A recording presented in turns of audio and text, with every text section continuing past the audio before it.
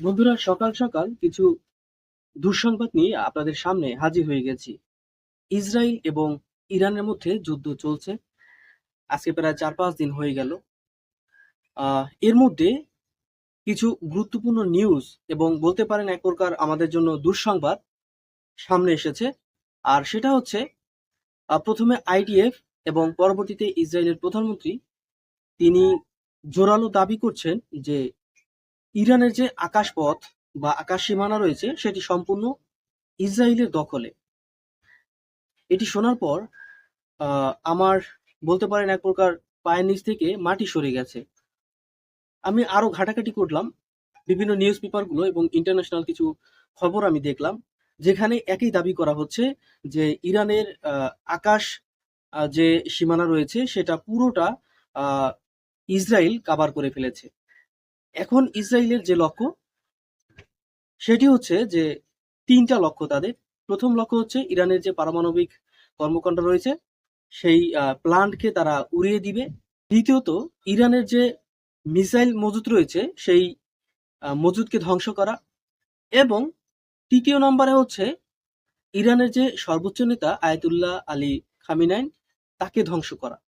এবং ইসরায়েল আরো দাবি করেছে যে তারা ইরানের যে রকেট এবং মিসাইল লঞ্চার রয়েছে সেগুলো ৪ ভাগের প্রায় ৩ ভাগ তারা ধ্বংস করে দিয়েছে। এছাড়াও কয়েকশো ড্রোন তারা ধ্বংস করেছে। এবং এখন তাদের যেই মূল টার্গেট, সেই মূল টার্গেটে তারা কাজ করছে।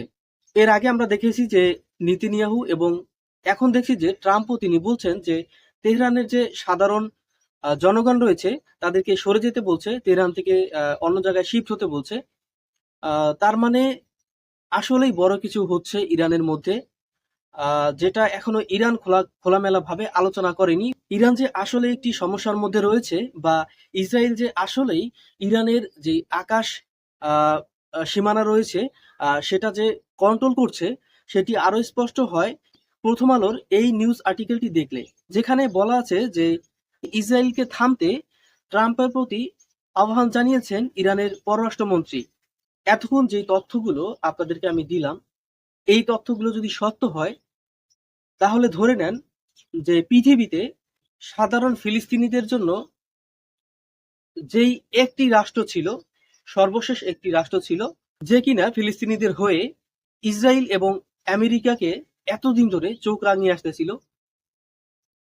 সমান সমান ভাবে তাদের সাথে যুদ্ধ করে আসতেছিল, সেই একটি দেশ সেও ধ্বংস হয়ে যাবে।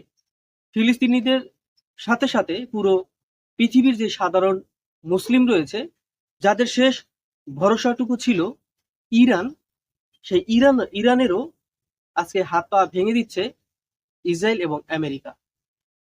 পুরো পৃথিবীর যে মুসলিম দেশগুলো রয়েছে তারা এখনো তাকিয়ে তাকিয়ে দেখছে যে আসলে কি হচ্ছে ওখানে। তবে একটু আশার কথা হচ্ছে যে ইরান এখনো যুদ্ধ চালিয়ে যাচ্ছে। আমরা দোয়া করি যাতে ইরান যে সমস্যার মধ্যে এখন আছে সেই সমস্যা থেকে দ্রুত কাম ব্যাক করতে পারে এবং তাদের আবার উচিত জবাব দিতে পারে।